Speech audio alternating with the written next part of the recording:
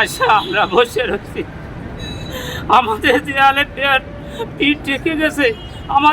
আমার একটা মাত্র ছেলে, সে ঢাকার বাড়িতে সে আসে চাকরি করে আর সেই টাকা পাঠায়। আমি ওই ছেলেটাকে আমি মানুষ করতে পারি নাই, আমি এমএ পাস করাইতে পারি নাই। আমার ওই ছেলেটারে আমি ঢাকায় এসে দেখি আমি বেহুশ হয়ে পড়ছি। আমরা বড় কষ্টে আছি। মাননীয় প্রধানমন্ত্রী যদি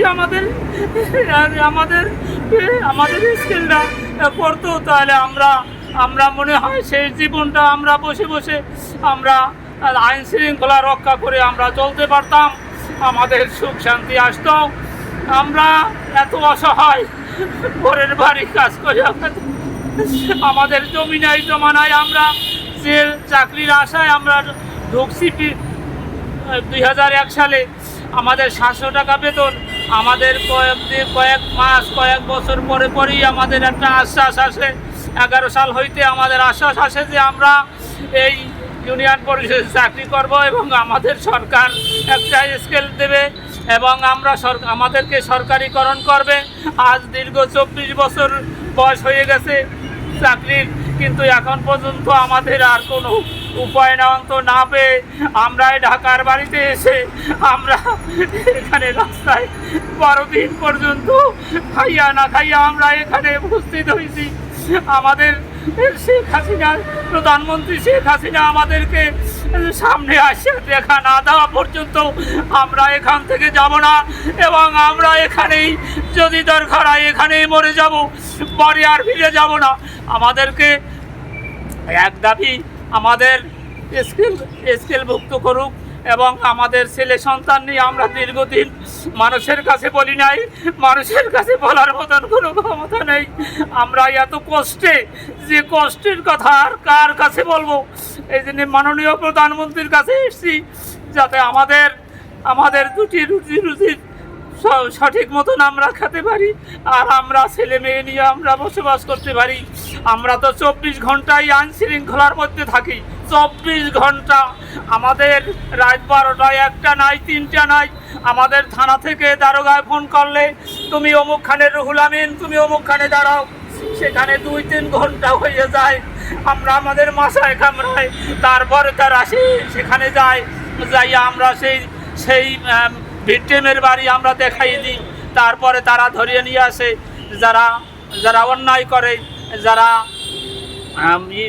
ওই মদ খায়, যারা জুয়া খেলায়, এদেরকে আমরা ঠিকানা দিই, তারা ধরিয়ে নিয়ে আসে। আমরা আজকে এই 5 বছর 4 মাস হয়ে গেছে আমাদের যে যাতায়াত বিল আমাদের সেটাও আমরা পাই না।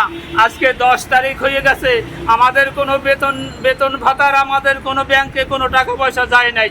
আমরা 1 মাস পরও 2 মাস হয়ে যায়, 1 মাস হয়ে যায়, তারপরে আমরা সেই বেতনটা আমরা তুলি। আমরা বড় অসহায়, আমরা বড় কষ্টে।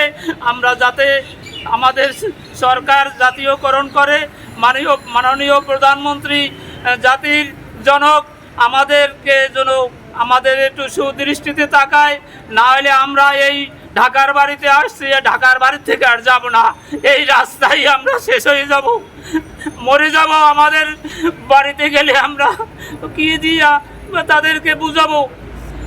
আমি মাননীয় প্রধানমন্ত্রী আমাদেরকে এই জাতীয়করণ করার জন্যে তাকে হাত ধরিয়া বলি এবং তাকে মা সম্প্রদায় বলি, যাতে আমাদের এই 47,000 গ্রাম পুলিশের ছেলে মাইয়া কত কষ্টে আছে, যা বললে শেষ করা যায় না, কেউর কাছে বলাও যায় না।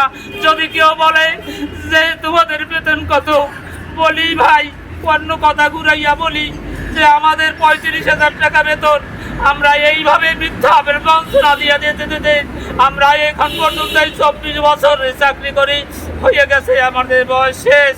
কিন্তু যদি পরবর্তী প্রজন্মে যে গ্রাম পুলিশ আসবে তারাও যদি একটু সুখ করতে পারে, তাই আমি মাননীয় প্রধানমন্ত্রীর কাছে বলি যে যাতে আমরা গ্রাম পুলিশ বাহিনী একটু সক্রিয়ভাবে সচ্ছলভাবে আমরা জামা কাপড় ধোয়ার যে হুইলগুড়ি যে কিনবো সেটাও আমাদের মাঝে মাঝে হয় না। আমরা নোংরাভাবেও তো চলার সম্ভব না। তাই আপনাদের কাছে বলি, যাতে মাননীয় প্রধানমন্ত্রী আমাদের সুদৃষ্টিতে আমাদের দিকে তাকায় এবং আমাদের ছেলে মাইয়া আমাদের সকলকে নিয়ে যেন আমরা সুখে থাকতে পারি। জয় বঙ্গবন্ধু, জয় বাংলা, জয় বঙ্গবন্ধু। বাংলাদেশ দীর্ঘজীবী হোক।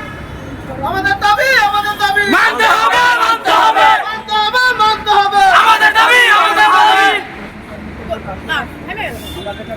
জয় বাংলা, জয় বঙ্গবন্ধু।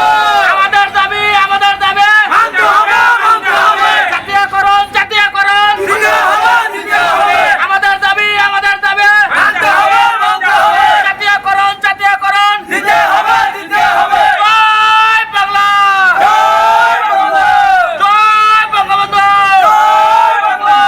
ভিডিওটি শেয়ার দিয়ে অন্যকে দেখার সুযোগ করে দিন, বিভিন্ন মন্ত্রণালয়ে যাতে দেখতে পারে। ফলো দিয়ে সাথেই থাকুন। গ্রাম পুলিশ বাংলাদেশের অন্যতম একটি সংগঠন এবং কি তারা গ্রামে বিভিন্ন রকমের কাজ করে থাকেন, আইন শৃঙ্খলা বাহিনীকে বিভিন্নভাবে সহযোগিতা করেন। অতএব তাদের পাশে দাঁড়ান।